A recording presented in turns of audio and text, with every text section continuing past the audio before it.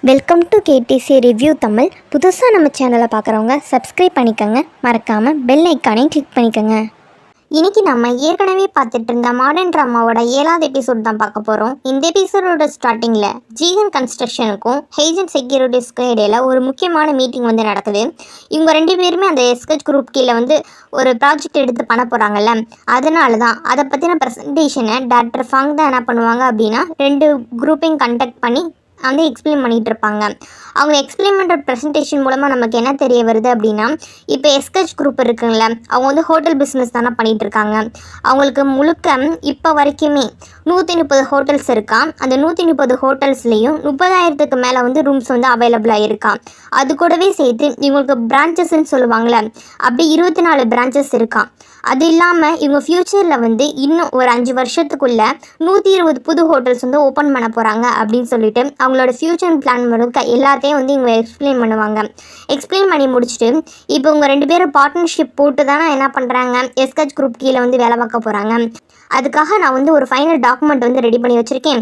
இதுக்கு வந்து responsibility document, அதில் சைன் பண்ணுங்கள் அப்படின்ற மாதிரி சொல்லிவிட்டு டாக்டர் ஃபேங் என்ன பண்ணுவாங்க அப்படின்னா நம்ம ஹீரோ வந்து சைன் பண்ண சொல்லி வந்து சொல்லிட்டு இருப்பாங்க. ஆக்சுவலி இதை பார்க்கும்போது நார்மல் அக்ரிமெண்ட் மாதிரி தான் இருக்கும். ஆனால் நம்ம லீக்கு வந்து உடனே டவுட் வந்துடும், இவங்க வந்து இவ்வளோ நல்லவங்க கிடையாது இந்த மாதிரி கொடுக்கறதுக்கு அப்படின்ற மாதிரி சொல்லிட்டு உடனே அவர் என்ன பண்ணுவார் அப்படின்னா, ஐயோ வயிறு வலிக்குதே அப்படின்ற மாதிரி சொல்லிட்டு ஆக்ட் பண்ண ஆரம்பிச்சிருவார். உடனே ரெஸ்ட் ரூம்க்கு அங்கேருந்து போயிடுவாரா. இதை பார்த்து அவரோட அசிஸ்டன்ட் வந்து இந்த டாக்குமெண்ட்டை வந்து நாங்கள் லீகல் டீமை வச்சு செக் பண்ணிட்டு அதுக்கப்புறம் வந்து உங்களுக்கு சப்மிட் பண்ணுறோம் அப்படின்ற மாதிரி சொல்லிவிட்டு அங்கே வந்து எடுத்துகிட்டு வந்து போயிடுவாங்க. நேராக எங்கே போவாங்க அப்படின்னா ரெஸ்ட் ரூமுக்கு தான் போவாங்க. நம்ம ஹீரோ ரெஸ்ட் ரூமில் வந்து வெயிட் பண்ணிகிட்டு இருப்பாங்க. இப்போ வந்து அசிஸ்டன்ட் ஃபைலை கொண்டு வந்திருப்பாங்கள்ல, அந்த ஃபைலை ஃபுல்லாக செக் பண்ணி பார்க்குறாரு. செக் பண்ணி பார்க்கும்போது தான் இவருக்கு தெரிய வருது, இந்த மாதிரி டாக்டர் ஃபேங் வந்து நம்மளை ட்ராப்பில் சிக்க வைக்க பார்க்குறாங்கடா அப்படின்ற மாதிரி சொல்லிட்டு.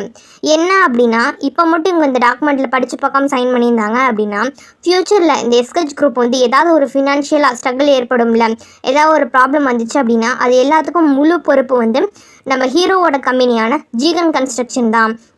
இதுக்கும் இந்த ஹேஜன் செக்யூரிட்டிக்கும் எந்த இஷ்யூ இல்லை. ஹேஜன் செக்யூரிட்டி வந்து ஈஸியாக எஸ்கேப் ஆகிடுற மாதிரி அவங்க வந்து டாக்குமெண்ட் வந்து ரெடி பண்ணி விட்டுருப்பாங்க.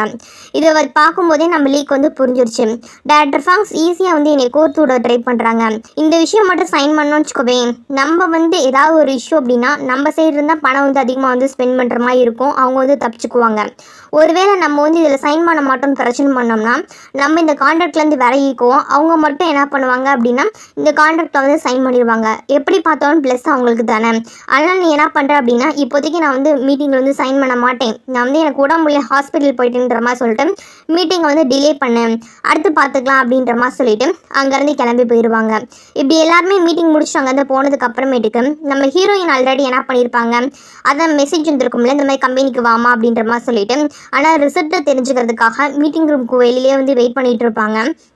அப்படி வெயிட் பண்ணிகிட்டு இருக்கும்போது இந்த மாதிரி நம்ம ஹீரோவோட டீம் ஃபுல்லாக வெளியே போனதுக்கு அப்புறமேட்டுக்கு டாக்டர் ஃபாங் வருவாங்களே, அவங்கள நம்ம ஹீரோயின் வந்து மீட் பண்ணுவாங்க. உடனே அவங்க என்ன பண்ணுவாங்கன்னா நம்ம ஹீரோயின் ஆஃபீஸ்க்கு கூப்பிட்டு வச்சு பேசுவாங்க. பேசும்போது என்ன சொல்லுவாங்க அப்படின்னா, உன்னோட ப்ரெசன்டேஷனை பார்த்தேம்மா உன் ப்ராஜெக்டில் ஒரு சில விஷயங்கள் ஓகேவாக இருந்துச்சு, அந்த டேட்டாஸ் எல்லாத்தையும் நான் யூஸ் பண்ணி இப்போ ரீசெண்டாக வந்து ஒரு ப்ரெசன்டேஷனும் நான் சப்மிட் பண்ணியிருக்கேன். ஆனால் என்ன பண்ணலாம் அப்படின்னா உனக்கு கொஞ்சம் போனஸ் தரலாம் அப்படின்ற மாதிரி சொல்லி தான் கூப்பிட்டேன். ஏன்னா இப்போ ரீசெண்டாக தான் உனக்கு வேலை போச்சு, வேலை இல்லாமல் தான் நான் இருக்கேன், போனஸ் இருந்தால் உனக்கு ஹெல்ப் ஆகும்ல, அதுக்காக தான் அப்படின்ற மாதிரி சொல்லும்போது நம்ம ஷியா கேட்பாங்க, மேடம் நான் அதுக்காக ஒன்றும் ப்ரெசன்டேஷன் சப்மிட் பண்ணலை, உங்கள் டீமில் திருப்பி என்னை எடுத்துக்கோங்க, நான் ஹெல்ப்ஃபுல்லாக இருக்கேன்றதை ப்ரூவ் பண்ணுறதுக்காக தான் சப்மிட் பண்ணேன், எனக்கு காசெல்லாம் முக்கியம் இல்லை அப்படின்ற மாதிரி பேசுவாங்களா. ஆனால் டாக்டர் ஃபேங் என்ன சொல்லுவாங்க அப்படின்னா, நீ என்னமா பேசிகிட்டு இருக்க, ஜஸ்ட் ஒரு 2 பாயிண்ட் கொடுத்துட்ட அப்படின்றப்ப உன்னை வந்து அப்படியே வேலை தூக்கி கொடுத்துருவோமா, அதெல்லாம் கிடையாது, ஏதோ தெரிஞ்ச பிள்ளை இத்தனை வருஷம் ஒர்க் பண்ணியிருக்கேன், ஏதாவது கையில் காசு இல்லாமல் இருப்பேன்றதுக்காக தான் உனக்கு வந்து இந்த இன்ஃபர்மேஷன் கொடுத்து சரி வந்து இந்த இதை கொடுக்கலான்னு சொல்லி பார்த்தேன். அது மட்டும் இல்லாமல் நீ கலெக்ட் பண்ணி கொண்டு வந்திருக்க இன்ஃபர்மேஷன் எல்லாமே ரொம்ப யூஸ்ஃபுல் நீயா நினச்சிட்டு இருக்கியா, எல்லாமே செகண்ட் ஹேண்ட் இன்ஃபர்மேஷன் தான், ஃபர்ஸ்ட் ஹேண்டாக என்ன நடந்துச்சுன்றதை ப்ராப்பராக நீ கலெக்ட் பண்ணி ஒன்றும் கொடுக்கல. நீ ரொம்ப நாளாக ஃபீல்டுக்கு வராமல் பேக் பெஞ்ச்லேயே உட்காந்து ஒர்க் பண்ணதுனால உனக்கு வந்து எந்த டேலண்ட்டுமே இல்லாமல் போச்சு, ஒரு ஆக்டிவாக ஒரு ப்ராஜெக்ட் டீம் வந்து எப்படி ஜாயின் பண்ணணுன்றதே உனக்கு தெரியாமல் போச்சு, அதுக்கான குவாலிஃபிகேஷன் வந்து உனக்கு இன்னும் வளரல அப்படின்ற மாதிரி சொல்லிட்டு டேரெக்டாக மூஞ்சில் அடிச்ச மாதிரி அவங்க முன்னாடியே சொல்லிடுவாங்க. நம்ம ஷியாக்குன்னா அப்படியே ஒரு மாதிரி டிசப்பாயின்மெண்ட் ஆயிரும். ஏன் இதுக்கு முன்னாடி வரைக்கும் அவங்க வந்து எதுவாக இருந்தாலும் இவள்கிட்ட வேலை வாங்கிட்டு இருக்கும்போது இவ ஒரு மென்டாராக தானே பார்த்துருப்பா, இப்படி இவங்க பேசுகிறாங்களே இப்படி இவங்க நடந்துக்கிறாங்களே அப்படின்ற மாதிரி சொல்லிட்டு ஃபீல் பண்ணிட்டு அங்கேருந்து வந்துடுவா. அதுக்கப்புறம் இந்த விஷயம் வந்து அவளோட ஃப்ரெண்டுக்கு தாங்கியுக்கு தெரியும்ல, அவளும் அதே ஆஃபீஸில் தானே ஒர்க் பண்ணிப்பான். அவள் தான் என்ன பண்ணுவா அப்படின்னா நம்ம ஷியா கூப்பிட்டு போயிட்டு காஃபி வாங்கி கொடுத்துட்டு இந்த மாதிரி உனக்கு நடக்கும் நான் எதிர்பார்க்கலடி அப்படின்ற மாதிரி சொல்லிட்டு கொஞ்சம் கம்ஃபர்ட் பண்ணி பேசிகிட்டு இருப்பாளாம். இதெல்லாம் கேட்டுட்டு இருந்த நம்ம ஷியா என்ன சொல்லுவா அப்படின்னா, இல்லை நான் வந்து ப்ரூவ் பண்ணியே ஆவேன், அவங்க வந்து என்னை என்னதுக்காக ரிஜெக்ட் பண்ணாங்க, எனக்கு குவாலிட்டி இல்லை அப்படின்றதான ரிஜெக்ட் பண்ணாங்க, நான் வந்து குவாலிஃபை அப்படின்றத வந்து ப்ரூவ் பண்ண போகிறேன், நான் வந்து எந்த அளவுக்கு ஃபர்ஸ்ட் ஸ்கேன் டேட்டா வந்து அவங்களுக்கு கலெக்ட் பண்ணி கொடுக்க போகிறேன் பாரு அப்படின்ற மாதிரி சொல்லும்போது, என்னடி சொல்கிறேன்னு கேட்கும்போது, ஆமாம் நான் டேரெக்டாக போய் இந்த எஸ்கெச் குரூப் பற்றின இன்னும் டீட்டெயில்ஸ் வந்து கலெக்ட் பண்ணி கொடுக்க போகிறேன் அப்படின்ற மாதிரி சொல்லிட்டு அவங்க வந்து இந்த மாதிரி வந்து பேசிகிட்டு இருப்பாங்க. இது ஒரு பக்கம் போயிட்டு இருக்கும்போது நம்ம ஹீரோ லீ என்ன பண்ணுவார் அப்படின்னா, இப்போ இந்த ப்ரெசன்டேஷனில் வந்து இவங்க கொடுத்தது அதுக்கப்புறமே டாக்குமெண்ட் சப்மிட் பண்ணதான் வச்சு டேரக்டர் ஃபேங் இவன் இப்படி பண்ணுறாங்க அப்படின்றத வந்து நல்லா யோசிச்சு பார்ப்பாரு. யோசிச்சு பார்க்கும்போது அவருக்கு நல்லா ஒரு விஷயம் வந்து தெரிய வரும்.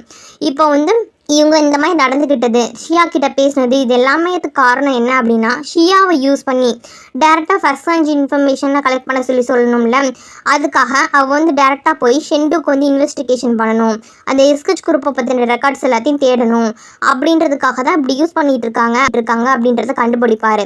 ஷியாவை மேடம் பேசுனது எப்படி இவருக்கு தெரியும் அப்படின்னா, அந்த சைடு தானே போயிருப்பாங்க, அப்போ வந்து பார்த்துருந்துருப்பாங்க, அதனால் தெரிஞ்சிருக்கும். ஆனால் நம்ம ஹீரோ என்ன பண்ணுவார் அப்படின்னா, ஷியா ரொம்ப நல்ல பொண்ணு, தனியாக போய் கஷ்டப்பட கூடாது, நமக்கு இந்த ப்ராஜெக்டில் வந்து நிறைய டீட்டெயில்ஸ் தெரிஞ்சுக்கணும்ல, நம்ம டேரெக்டாக போய் நம்மளும் ஷெண்டுக்கு போய் அவளுக்கு வந்து ஹெல்ப் பண்ணணும் அப்படின்ற மாதிரி சொல்லிட்டு டிசைட் பண்ணுவார். டிசைட் பண்ண அடுத்த செகண்டே நேராக எங்கே போவார் அப்படின்னா, எஸ்கெச் குரூப்போட ஓனரை போய் மீட் பண்ணிவிட்டு, இந்த மாதிரி உங்களுக்கு வந்து பிறந்தநாள் வருதுல்ல, அதனால் உங்களுக்கு வந்து ஒரு கோல்ட் ஃபுட் கிளப்பை வந்து ப்ரெசென்ட் பண்ணலான் இருக்கேன் அப்படின்ற மாதிரி சொல்லிவிட்டு கிஃப்டாக வந்து ஒரு கோல்ஃப் விளையாடக்கூடிய கிளப்பையே வந்து ப்ரெசென்ட் பண்ணிடுவார்.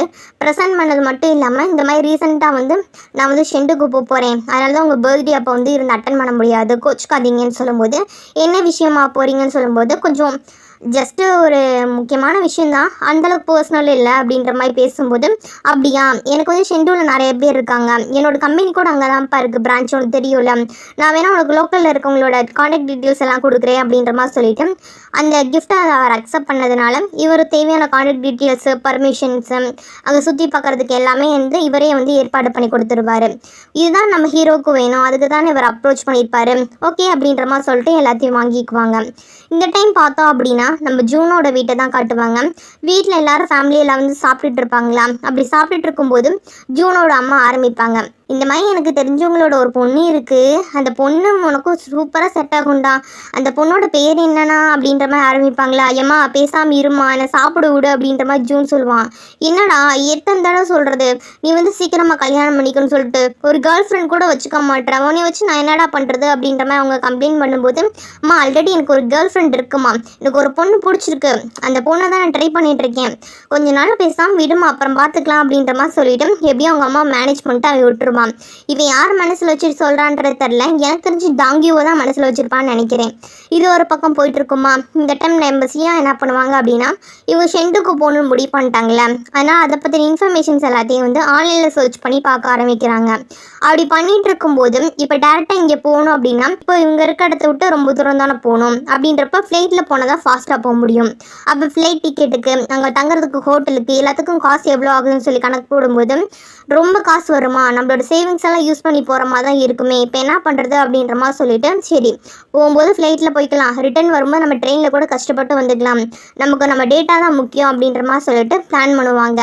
பிளான் பண்ணது மட்டும் இல்லாமல் அதே மாதிரி புக் பண்ணிவிட்டு ஏர்போர்ட்டுக்கும் வருவாங்க. அந்த ஏர்போர்ட்டுக்கு வரும்போது தான் தெரியும் லீயும் அங்கே வெயிட் பண்ணிகிட்டு இருப்பார். நீங்கள் என்ன பண்ணுறீங்க அப்படின்ற மாதிரி கேட்கும்போது, இந்த மாதிரி செண்டுக்கு வந்து ஒரு முக்கியமான விஷயமா போகிறேன் அப்படின்ற மாதிரி ஹீரோ சொல்லுவாரா, நானும் அங்கே தான் போகிறேன் அப்படின்ற மாதிரி சொல்லிட்டு ரெண்டு பேர் பேசிகிட்டு இருப்பாங்க.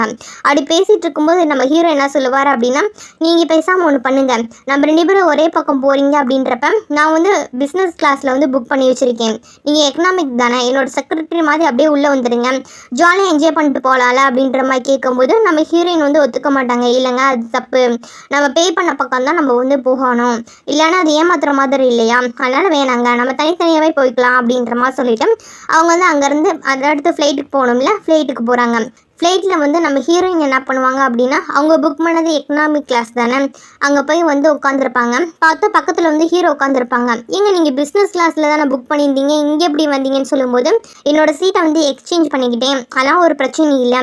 அப்புறம் நம்ம ரொம்ப தூரம் போகிறோம்ல, எனக்கும் போர் அடிக்காமல் இருக்கணுன்றதுக்காக உனக்கு ஒரு சில விஷயங்களை பற்றி டீச் பண்ணலான் இருக்கேன், நீ தான் நீ மாஸ்டர் அவர் அக்செப்ட் பண்ணிக்கிட்டேன்னு சொல்லும்போது சரி ஓகே இது கொஞ்சம் நல்ல ஐடியாவாக இருக்குது அப்படின்ற மாதிரி சொல்லிட்டு அவர் சொல்லிக் கொடுப்பாரு. இன்வெஸ்ட்மெண்ட் பேங்கிங்கில் என்னென்ன வந்து இன்னும் வந்து இவ இம்ப்ரூவ் பண்ணுமோ அதை பற்றின திங்ஸ் எல்லாத்தையும் வந்து சொல்லி கொடுத்துட்டு இருப்பாரு. அதை ஆல்ரெடி இவர் வீட்டிலேருந்தே பிளான் பண்ணி ஒரு யூஎஸ்பி டிரைவில் வந்து காப்பி பண்ணி எடுத்துகிட்டு வந்துருப்பா போல இருக்கு. அதை போட்டு வந்து எப்படியெல்லாம் ப்ராஜெக்டை வந்து அனலிசிஸ் பண்ணணும் அப்படின்ற விஷயத்தை எல்லாத்தையும் சொல்லி கொடுத்துட்டு இருப்பாங்க. இவளும் வந்து ரொம்ப தேங்க்ஸ்ங்க, இந்த டைத்தை கூட வேஸ்ட் பண்ணாமல் எனக்கு சொல்லி தரீங்களே அப்படின்ற மாதிரி சொல்லிட்டு அவளும் அந்த நோட்ஸை வந்து வாங்கி படிக்க ஆரம்பிக்கிறா. அப்படி படிச்சுட்டு இருக்கும்போது என்ன ஆகும் அப்படின்னா கொஞ்சம் தூக்கம் வருமா, டயர்டில் என்ன பண்ணுவா தூங்கிடுவா. தூங்குனது மட்டும் இல்லாமல் பக்கத்தில் தான் நம்ம லீ உட்காந்துருக்காரு, அவர் தோல்லே அப்படியே சாஞ்சி தூங்கிட்டு இருப்பான். என்னடா அது அப்படின்ற மாதிரி தான் நம்ம லீ கொஞ்சம் ஆக்வர்டாக இருக்கும். இருந்தாலும் கொஞ்சம் கொஞ்சம் லீக்கு இப்போ நம்ம ஹீரோயினை பிடிக்க ஆரம்பிச்சிருச்சுல, ஆனால் பெருசாக இது பண்ண மாட்டார், அப்படியே விட்டுருவாங்க. இன்னொரு பக்கம் பார்த்தோம் அப்படின்னா இந்த ஃபேங்கோட அசிஸ்டன்ட் இருப்பாங்கல்ல, அவங்க வந்து அவங்களுக்கு நியூஸ் கொடுக்குறாங்க, இந்த மாதிரி லீ வந்து ஷெந்துக்கு வந்து போயிருக்காரு அப்படின்ற மாதிரி சொல்லிட்டு. இதை கேட்டது ஃபேங் வந்து ரொம்ப சந்தோஷப்படுறாங்க. ஏன்னா இந்த ஒரு விஷயம் நான் பண்ணது, இந்த மாதிரி நாடகம் பண்ணது எல்லாத்துக்குமே காரணம் லீ வந்து போகணும் அப்படின்றது தான். நம்ம அக்ரிமெண்ட் பார்த்த வேலை வந்து கரெக்டாக வந்து வேலை பண்ணிகிட்டு இருக்கு, நம்ம அக்ரிமெண்ட்டை கேன்சல் பண்ணாத வரைக்கும் நமக்கு எந்த இஷ்யூ இல்லை, ரீயே வந்து அந்த எஸ்கச் குரூப்புக்குள்ளே இருக்க தப்பெல்லாம் கண்டுபிடிச்சி டேக்கிள் பண்ணட்டும் அப்படின்ற மாதிரி சொல்லிட்டு இவங்க ஏதோ தனியாக வந்து பிளான் பண்ணிகிட்டு இருப்பாங்க. ஏன்னா இவங்க டீம் வந்து போய் பிரச்சனை பண்ணோன்னா இவங்களுக்கு தான் பேக் ஃப்ளாஷ் ஆகும், அதனால் பார்த்துக்கலாம் அப்படின்ற மாதிரி சொல்லிட்டு எப்படி பார்த்தாலும் நமக்கு லாபம் அப்படின்ற மாதிரி இவங்க முடிவு பண்ணிகிட்டு இருப்பாங்க.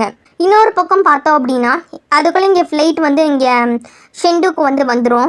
வந்ததுக்கு அப்புறமேட்டுக்கு நம்ம லீயும் சரி நம்ம ஹீரோயினும் சரி தனித்தனியாக வந்து போயிடுவாங்க. அவங்கவுங்க வேறு வேறு விஷயத்துக்கு வந்திருக்க மாதிரி தான் சொல்லியிருப்பாங்க. அதுக்காக இப்போ நம்ம லீ என்ன பண்ணுவார் அப்படின்னா ஆல்ரெடி அந்த எஸ்கச் குரூப்போட ஓனர்கிட்ட வந்து நிறைய திங்ஸ் எல்லாம் அதான் கலெக்ட் பண்ணியிருப்பாள், கான்டாக்ட் டீட்டெயில்ஸு அதெல்லாத்தையும் யூஸ் பண்ணி டேரெக்டாக கம்பெனிக்கு போவார். கம்பெனிக்கு போய் விசாரிக்கும் போது தான் தெரிய வரும் அங்கே வந்து எந்த விதமான யூஸ்ஃபுல்லான இன்ஃபர்மேஷனுக்கும் இவங்களுக்கு கிடைக்காது அப்படின்ற மாதிரி சொல்லிட்டு. ஏன்னா ரீசெண்டாக தான் என்ன பண்ணியிருக்காங்க அப்படின்னா இதுக்கு முன்னாடி இவங்க ஆடிட்டிங் டீம்லலாம் ஒர்க் பண்ணியிருப்பாங்கல்ல, அவங்க எல்லாத்தையுமே வந்து கம்பெனியை விட்டு அனுப்பியிருப்பாங்கன்றதை விட அவங்க ரிசைன் பண்ணி போன மாதிரி செட் பண்ணி வச்சுருந்துருப்பாங்க. ஆனாலும் ஏதாவது ஒரு கான்டாக்ட் டீட்டெயில் கிடைக்குமா அப்படின்ற மாதிரி சொல்லிட்டு எல்லா பக்கமும் தேடி பார்ப்பாரு, எங்கேயுமே கிடைக்காது. தன்னோட அசிஸ்டண்ட் அதனால் கால் பண்ணி இதுக்கு முன்னாடி இந்த கம்பெனியில் வந்து ஒர்க் பண்ணியிருப்பார்ல அவரை பற்றி இன்வெஸ்டிகேஷன் பார்த்து அவங்கள பற்றின டீட்டெயில்ஸ் எல்லாம் எனக்கு தெரியணும் அப்படின்ற மாதிரி சொல்லும்போது அவர் என்ன பண்ணுவார் அப்படின்னா இன்வெஸ்டிகேஷன் பண்ணிவிட்டு இந்த மாதிரி ஷின் அப்படின்றவர் தான் இதுக்கு முன்னாடி வந்து இந்த கம்பெனியில் வந்து ஃபார்மர் ஆடிட்டராக இருந்தார், அவரை பற்றின நியூஸை கேதர் பண்ணும்போது அவர் வந்து இந்த பக்கத்தில் இருக்க தாயான் அப்படின்ற ஒரு வில்லேஜில் இருக்கார் அப்படின்ற டீட்டெயில் எல்லாம் சொல்லுவாங்க. உடனே இவரும் என்ன பண்ணுவார் அப்படின்னா அவனுக்குள்ளே இருக்க கிராமத்தில் இருக்கவங்கள்ட்ட போயிட்டு இந்த மாதிரி தாயான் வில்லேஜுக்கு போய் ஷின்னோட வீடு எதுன்னு சொல்லி கேட்டு கண்டுபிடிச்சி ஷின்னோட வீட்டுக்கும் போயிடுவாங்க. வீட்டுக்கு போனால் அப்படின்னா ஷின் வந்து இந்த மாதிரி இவர் வந்து ஒரு இன்வெஸ்ட்மெண்ட் பேங்கர் அப்படின்றது தெரிஞ்சதும் அவாய்ட் பண்ண ஆரம்பிச்சிருவார். ஃபஸ்ட்டு இங்கேருந்து போங்க, நீங்கள் என்ன என்கிட்ட வந்து பேசாதீங்க, எனக்கு பிடிக்கல அப்படின்ற மாதிரி சொல்லி அவாய்ட் பண்ணும்போது நம்ம லீ கேட்பார், நீங்கள் தான் கம்பெனி விட்டு வந்துட்டீங்களே, இன்னும் எதுக்கு அந்த கம்பெனியை ப்ரொடக்ட் பண்ணணும்னு நினைக்கிறீங்க, அப்படி என்ன தான் உங்கள் கம்பெனி வந்து உங்களுக்கு பண்ணிச்சுன்னு எனக்கு தெரில, ஜஸ்ட் ஹெல்ப் தானே கேட்குறோம் அப்படின்ற மாதிரி சொல்லும்போது அவர் என்ன சொல்லிடுவார் அப்படின்னா எனக்கு இன்வெஸ்ட்மெண்ட் பேங்கர்ஸ் மேலே வந்து நம்பிக்கையே கிடையாது, எல்லாருமே எப்பயுமே செல்ஃபிஷாக தான் நினைக்கிறீங்க, மற்றவங்கள பற்றி எதுவுமே நினைக்க மாட்டேன்றீங்க, அது மட்டும் இல்லாமல் நேற்று நைட்லேருந்து ஒரு பொண்ணு வேறு வந்து டார்ச்சர் பண்ணிகிட்டு இருக்கு, இப்போ நீங்களும் வந்து டிஸ்டர்ப் பண்ணிகிட்டே இருக்கீங்க, நாங்கள் நிம்மதியாக வாழணும் அப்படின்ற மாதிரி சொல்லும்போது தான் நம்ம ஹீரோ வந்து கெஸ் பண்ணிடுவார் ஒரு பொண்ணு அப்படின்றப்ப ஹீரோயினாக தான் இருக்கணும் அப்படின்ற மாதிரி சொல்லிட்டேன். கரெக்டாக போய் செக் பண்ணி பார்க்கும்போது நம்ம ஷியா தான் அங்கே இருப்பாங்க. அவங்க என்ன பண்ணிகிட்டு இருப்பாங்க அப்படின்னா இவருக்கு வந்து ஒரு பையன் இருக்கான், அந்த பையன் வந்து ஒரு ஸ்பெஷல் ஷைடு போல் இருக்குது, அவங்க கூடயும் அவனோட ஃப்ரெண்டு ஒரு பையன் இருப்பான், அவங்க கூடயும் சேர்ந்து கேம் வந்து விளையாண்டுட்டு இருப்பாங்க. இவங்க வந்து இந்த மாதிரி நம்ம லீயை பார்த்ததுக்கு அப்புறமேட்டுக்கு ரெண்டு பேரும் தனியாக போய் பேசுவாங்க. பேசிகிட்டு இருக்கும்போது நம்ம ஷியா என்ன சொல்லுவாங்க அப்படின்னா நான் வந்து என்னோட ஓன் எஃபெக்டில் வந்து ஃபஸ்ட்டு வந்து டேட்டா வந்து கலெக்ட் பண்ணணும் அப்படின்றதுக்காக இங்கே வந்தேன், ஏன்னா எங்கள் மேடம் சொல்லியிருந்தாங்கல்ல ஃபஸ்ட் ஹேண்ட் டேட்டா தான் எனக்கு வேணும்னு சொல்லிட்டு அதுக்காக தான் சொல்லிட்டு அவங்க வந்திருக்கிறதுக்கான ரீசன் சொல்லுவாங்க. அப்போ ஹீரோ கேட்பாரு நான் வேணா உனக்கு ஹெல்ப் பண்ணவான்னு கேட்கும்போது வேணாங்க நானே பார்த்துக்கிறேன் அப்படின்ற மாதிரி பேசிகிட்டு இருப்பாங்களா. இப்படி அவங்க பேசிகிட்டு இருக்கும்போது இவங்க விட்டுட்டு வந்திருப்பாங்கல்ல, அதனால் அந்த ஷின்னோட பையனும் அவனும் விளையாண்டுட்டு இருப்பானே, ஷின்னோட பையனோட ஃப்ரெண்டு என்ன பண்ணியிருப்பான் அப்படின்னா தெரியாதனமாக அந்த ஐபேடை வந்து உடச்சிருப்பான். உடனே என்ன பண்ணுவான் அப்படின்னா பயந்து போய் அங்கேருந்து ஓட ஆரம்பிப்பாங்களா. அப்போ நம்ம ஷியா தான் என்ன பண்ணுவாங்க அப்படின்னா ஆல்ரெடி நம்ம ஷின்னோட பையன் வந்து ஒரு ஸ்பெஷல் சைல்டு மாதிரி அவன் வந்து ஒரு கொஞ்சம் கோவம் பண்ணக்கூடாது அப்படின்றதுக்காக அந்த கோவத்தை எப்படி கண்ட்ரோல் பண்ணுறது அப்படின்ற விஷயத்தெல்லாம் சொல்லி அவனை சமாதானப்படுத்தி பார்த்துட்டு இருப்பாங்க. இந்த விஷயம் எல்லாத்தையும் நம்ம லீ வந்து பார்த்துட்டு இருப்பாங்க. அப்போ தான் அவங்களுக்கு புரியுது இந்த மாதிரி வந்து நம்ம ஷின்னுக்கு வந்து இந்த மாதிரி ஒரு சைல்டு இருக்காங்க அப்படின்ற மாதிரி சொல்லிட்டு. அதுக்கப்புறமேட்டுக்கு வந்து நம்ம லீ என்ன பண்ணுவார் அப்படின்னா, சியா சொன்ன மாதிரி ரொம்ப மெதுவாக வந்து ஷின்னோட பையன்கிட்ட பேசுவாங்க. பேசிட்டு அவனை வந்து சமாதானப்படுத்தவும் நம்ம ஷின்னோட பையனும் நம்ம லீ கூட வந்து ரொம்ப நல்லாவே க்ளோஸ் ஆயிடுவாங்க. இந்த விஷயம் எல்லாத்தையுமே வந்து ஷின் பார்ப்பாரு. பார்த்தவர் என்ன பண்ணுவார் அப்படின்னா, நீங்கள் என்ன பண்ணிட்டு இருக்கீங்க, நீங்கள் என்னமோ என்னோட பையனை வந்து உடம்பு முடியாத பேஷண்ட் மாதிரி ட்ரீட் பண்ணிட்டு இருக்கீங்க, எனக்கு தெரியும் அவன் ஸ்பெஷல் சைல்டு ரொம்ப யூனிக்கானவன்னு சொல்லிட்டு, அதனால் நீங்கள் யாரும் இந்த மாதிரி வந்து பாவப்பட தேவையில்லை, இங்கேருந்து போங்க அப்படின்ற மாதிரி சொல்லிட்டு கடுப்பாய் அங்கே எல்லாரையும் அங்கேருந்து துரத்தி விட்டுருவாரு. இவங்களுக்கு வெளியில் வந்தவங்களுக்கு என்னன்னே புரியல, ஏன் அவர் சிடுசிடுன்னு இருக்காரு அப்படின்ற மாதிரி யோசிச்சுட்டு இருப்பாங்க. அப்போ நம்ம லீயும் ஷியாவும் என்ன பண்ணுவாங்க அப்படின்னா, இப்போதைக்கு நமக்கு எந்த டீட்டெயிலும் கிடைக்கிற மாதிரி தெரில, ஆனால் இங்கேயே டென்ட்டு போட்டு தங்கலாம் அப்படின்ற மாதிரி சொல்லிட்டு பக்கத்துலேயே ஒரு டென்ட்டு போட்டு அங்கே தங்கிட்டு இன்ஸ்டன்ட் நூடுல்ஸ் செஞ்சு சாப்பிட்டுட்டு இருப்பாங்க. அன்றைக்கி சாயங்காலம் ஃபுல்லாக அப்படியே இது பண்ணிகிட்டு இருப்பாங்களா. அப்போ தான் அவங்களுக்கு ஒரு நியூஸ் தெரிய வரும், இந்த மாதிரி ஷின்னோட பையன் கூட ஒரு ஃப்ரெண்டு விளையாண்டுட்டு இருப்பானே, அந்த பையன் வந்து காணா, மலைக்கு போனவன் இன்னும் திரும்பி வரல அப்படின்ற மாதிரி சொல்லிட்டு. உடனே ஷின்னு என்ன சொல்லுவார் அப்படின்னா, சரி நான் காலையில் வந்து ஆட்கள் விட்டு பார்க்குறேன் அப்படின்ற மாதிரி சொல்லும்போது, ஆனால் நம்ம லீயும் ஷியாவும் என்ன சொல்லுவாங்க அப்படின்னா, இல்லை நாங்கள் டேரெக்டாகவே போய் செக் பண்ணி பார்க்குறோம், ஏன்னா சின்ன பையன் தொலைஞ்சு போயிட்டா என்ன பண்ணுறதுன்னு சொல்லும்போது, வேணாம் அப்படின்ற மாதிரி ஷின் சொல்லுவாரா. இல்லை பார்த்து தான் ஆகணும்னு சொல்லிட்டு இவங்க வந்து மலைக்கு தேடுறதுக்காக போவாங்க. இந்த டைம் பார்த்து ஷின்னோட பையன் என்ன பண்ணுவான் அப்படின்னா, சீக்கிரட்டாக வீட்டில் யாருக்கு தெரியாமல் ஓடி வந்துடுவான். ஓடி வந்துட்டு நானும் வரேன், என்ன இருந்தாலும் அவன் என்னோடய ஃப்ரெண்டு இல்லை அப்படின்ற மாதிரி சொல்லுவான். அவனுக்கு ஹெல்ப் பண்ணணும் அப்படின்றது தோணும். இவங்களும் சரி அப்படின்ற மாதிரி சொல்லிட்டு கூட்டிகிட்டு போவாங்க. இப்போ இவங்க எல்லாரும் சேர்ந்து என்ன பண்ணுவாங்க அப்படின்னா, அந்த கருக்கும்னு தான் மலை இருக்கும், அதில் வந்து தேடி போயிட்டு இருப்பாங்க. இதுக்கு மலைப்பாதையில் போகிறதுக்கு யாரை வந்து லீட் பண்ணி கூட்டிகிட்டு போவா அப்படின்னா, ஷின்னோட பையனை கூட்டிகிட்டு போயிட்டு இருப்பாங்க. அப்படி எல்லாரும் தேடி பார்க்கும்போது அவங்க எப்பயுமே ஒரு இடத்துக்கு போவாங்களா, ஒரு பெரிய பாறை இருக்க இடம். கரெக்டாக அந்த இடத்துல தான் அந்த பையன் வந்து ரொம்ப நடுங்கி போய் பயந்து போய் இருப்பானா. அவனை பார்த்து அவனை சமாதானப்படுத்தி வீடு கூட்டிகிட்டு வருவாங்க. வீட்டுக்குள்ள அவங்க வந்ததும் அவங்க அப்பா அம்மா எல்லாம் பார்க்கும்போது ரொம்ப தேங்க்ஸுங்க அப்படின்ற மாதிரி சொல்லிட்டு இவங்க 2 பேருக்கு தேங்க்ஸ் சொல்லுவாங்க. இவங்களும் பரவாயில்ல இருக்கட்டுங்க அப்படின்ற மாதிரி சொல்லி முடிப்பாங்களா. அதுக்கப்புறமேட்டுக்கு நம்ம லீ என்ன பண்ணுவார் அப்படின்னா, இங்கேருந்து கிளம்ப போகிறாருல, அதனால் என்ன பண்ணுவார் அப்படின்னா, இதுக்கு மேலே நியூஸ் கிடைக்கான்னு தெரிஞ்சு போச்சு. சின்ன கூப்பிட்டு, நான் வந்து இப்போ கொஞ்ச நாள் வந்து உங்களை டிஸ்டர்ப் பண்ணிட்டோம்ல, சாரிங்க, எனக்கு தெரியாது உங்களோட பையனை பற்றி, ஆனாலும் நாங்கள் வந்து அவங்க பையனை வந்து மிஸ்லீட் பண்ணணும்னு நினைக்கல, எனக்கு தெரிஞ்ச ஒரு ஆட்டிசம் ஸ்பெஷலிஸ்ட்டோட நம்பர் இருக்குது, அவரோட வெப்சைட் கான்டாக்ட் நம்பர் இதுதான், நீங்கள் கான்டாக்ட் பண்ணி பேசுனீங்க அப்படின்னா இவனுக்கு அடுத்த ஃப்யூச்சரில் என்னென்ன டெவலப்மெண்ட் கொடுக்கணும் அப்படின்றத அவர் வந்து சொல்லுவார், ப்ரொஃபஷனலாக கைட் பண்ணுவார், அதை மட்டும் பார்த்துக்கோங்க அப்படின்ற மாதிரி சொல்லிட்டு விசிட்டிங் கார்டு டீட்டெயில்ஸ் எல்லாம் கொடுத்துருவாங்க. கொடுத்து முடிச்சுட்டு நம்ம லீயும் ஷியாவும் என்ன பண்ணுவாங்க அப்படின்னா, அங்கேருந்து கிளம்பி வந்து ரிட்டன் வந்து போகணும்ல, அதுக்காக போயிட்டு இருப்பாங்க. ஏன்னா வந்த வரைக்கும் எந்த நியூஸும் கிடைக்கல, இவர் நியூஸ் சொல்ல மாட்டேன்னு சொல்லிட்டாரு. அது மட்டும் இல்லாமல் இவரோட பையனோட கண்டிஷனும் சரியில்லை, அதனால் இதுக்கு மேற்பட்டு நம்ம ஃபோர்ஸ் பண்ண வேணாம் அப்படின்ற மாதிரி சொல்லிட்டு இந்த மாதிரி ஒரு முடிவு பண்ணியிருந்திருப்பாங்க. இப்படியெல்லாம் அவங்க முடிவு பண்ணிட்டு போயிட்டு இருப்பாங்களாம். ஆக்சுவலி ஆல்ரெடி ரொம்ப இப்போ இருட்டாயிடுச்சு, இப்போ நைட் டைம் வேறு, மலை சைடு தான் அவங்க கார் ஓட்டி போயிட்டு இருக்காங்க. ஆனால் ரோடு முழுக்க போகும்போது குண்டு குழியுமா இருக்குமா, எப்படி போகிறது அப்படின்ற மாதிரி தெரியாமல் நம்ம ஷியாக்குனா ஒரு மாதிரி வந்து இந்த இது பார்க்கவே கொஞ்சம் பயங்கரமாக இருக்குது அப்படின்ற மாதிரி சொல்லுவாங்க. இதை பார்த்து நம்ம லீ என்ன பண்ணுவார் அப்படின்னா, சரிங்க உங்களுக்கு வந்து பயமாக இருக்குன்னு சொல்கிறீங்களா, பயத்தை போக்கடிக்கிறதுக்கு வேணா ஒரு கதை சொல்லவா அப்படின்ற மாதிரி சொல்லிட்டு அப்படியே பேய் கதை சொல்ல ஆரம்பிப்பார். இதே மாதிரி தாங்க ஒரு ரோடு இருந்துச்சு, அந்த ரோட்டில் பார்க்கும்போது யாருமே இருக்க மாட்டாங்க. திடீர்னு பார்த்தோம் அப்படின்னா வெள்ளை கலரில் ட்ரெஸ் போட்டிருக்கா அப்படியே ஒரு உருவங்க முன்னாடி வந்து நின்றுச்சா அப்படின்ற மாதிரி சொல்லும்போது, ஏங்க என்னங்க பேசிகிட்டு இருக்கீங்க, இந்த மாதிரி பேசாதீங்க நான் பயந்துருவீங்க அப்படின்ற மாதிரி சொல்லிட்டு நம்ம ஷியா வந்து கத்திட்டு கிடப்பா. இல்லைங்க சும்மா தான் சொன்னேன் அப்படின்ற மாதிரி சொல்லிட்டு, உங்களுக்கு வேணால் வேறு கதை சொல்லவா அப்படின்ற மாதிரி சொல்லிட்டு நம்மளே என்ன பண்ணுவார் அப்படின்னா, நம்ம ஷியா டீஸ் பண்ணிக்கிட்டே கொஞ்சம் வந்து எங்கேஜாக வச்சுக்கணும்ல, கொஞ்சம் பயப்படுறாங்க கம்ஃபர்டபுளாக இல்லைன்னு தெரியுதுல, ஆனால் வந்து ரொம்ப கேர் பண்ணி வந்து பார்த்துட்டு இருப்பாங்க. இப்படி இங்கே ஒருத்தர் டீஸ் பண்ணிகிட்டே தான் என்ன பண்ணுவாங்க அப்படின்னா கார் ஓட்டிகிட்டு போயிட்டு இருப்பாங்க. இதோட என்ன ஆகுது அப்படின்னா இந்த எபிசோட் வந்து முடியுது. அடுத்து என்ன ஆகுன்றத அடுத்த வர எபிசோடுகளை வந்து பார்க்கலாம்.